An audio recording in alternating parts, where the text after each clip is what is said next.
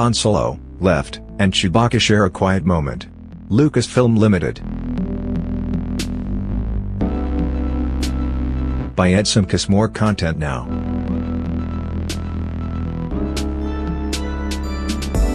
It's the same galaxy that's far, far away, but the tale told here happened a longer time ago than we've experienced before. It's an origin story, about Han Solo as a young man, Han Solo, the fast-talking survivor of lawless times, the fellow who gets by via working illicit deals in the street and running away from the bad guys, the upstart who just wishes he could be a pilot. It's also about how Han, Alden Ehrenreich, got his last name, first met up with Chewbacca, Joonas Suotamo, and Lando Calrissian, Donald Glover, and how, though even casual Star Wars fans will already know this, he became the owner of the Millennium Falcon. Han is both a good guy and a troublemaker. He's got a hot girlfriend, Kira, Emilia Clarke, but that dream of flying a ship of his own is getting in the way of everything.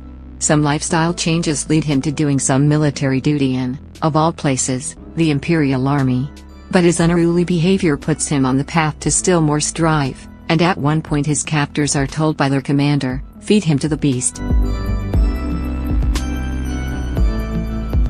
It's a good thing for Mr. Solo that he speaks a little Wookiee, as that beast answers to the name Chewbacca, and those two have been buddies since this series began 4 decades ago. But there's much more to this than finding out how Star Wars regulars met other Star Wars regulars. We also get a look at the relationship between Solo and a shady army man named Beckett, Woody Harrelson, who Han believes is less of a soldier and more of a scam artist, kind of like himself, and who has a right-hand woman and love interest called Val, Thandie Newton.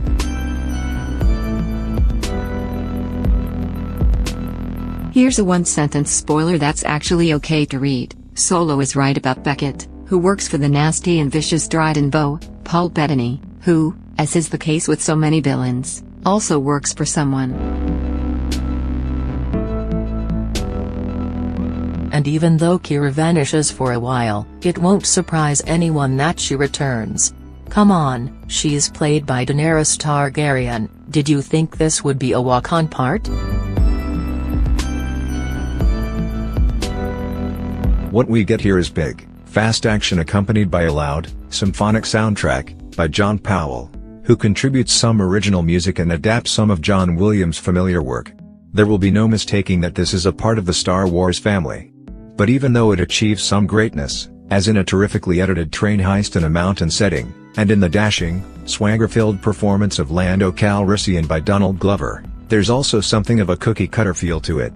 A lot of holes in the Star Wars legend are filled in, but there's very little sense of surprise. The vast, complicated story is satisfying, but the writing, by Lawrence Kasdan and his son Jonathan. Lawrence wrote episodes 5 and 6, as well as The Force Awakens. Jonathan is a newcomer, is simplistic and, in some moments, weak. The most unconvincing parts are pieces of dialogue and some of the one-on-one scenes, which seem more scripted than real. And while the film gets a big boost in plotting and storytelling in the final half hour, it kind of loses control, then goes far beyond any believability. There's good news and bad news in the way Ehrenreich, Beautiful Creatures, presents Han Solo.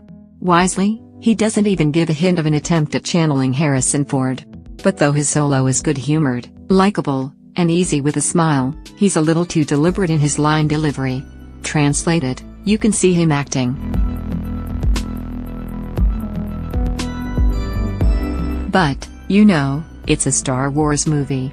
Star Wars movies are always going to make money. This one just might not have as many repeat viewers as usual. Written by Jonathan Kasdan and Lawrence Kasdan, directed by Ron Howard.